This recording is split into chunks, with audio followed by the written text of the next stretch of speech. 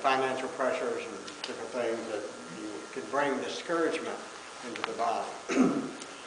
And this scripture here is about a man who obviously walked with God, knew God, but God didn't move when he got sick in this particular time, like he had in the past. And he,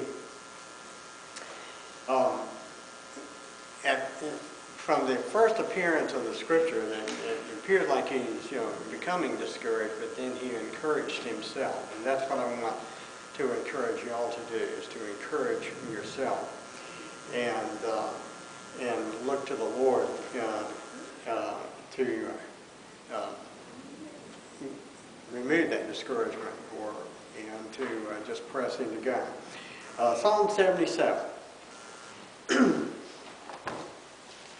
I cried out to God with my voice, and he gave ear to me. In the day of my trouble I sought the Lord, and my hand was stretched out in the night. Without ceasing, my soul refused to be comforted. I remembered God and was troubled. I complained, and my spirit was overwhelmed. You hold my eyelids open. I am so troubled that I cannot speak. I have considered the days of old, the years of ancient times. I'll call to remembrance my song in the night. I meditate with my heart, and my spirit makes diligent search. Will the Lord cast off forever? And will he be favorable no more? Has his mercy ceased forever? Has his promise failed forevermore? Has God forgotten to be gracious? Has he in anger shut up his tender mercies? And I said, this is my anguish, but I will remember the years of the right hand of the Most High. I will remember the works of the Lord. Surely I will remember your wonders of old. I will also meditate on all your work and talk of your deeds. Your way, O God, is in the sanctuary. Who is so great a God as our God? And that's what I want to encourage. Satan wants to discourage us. And,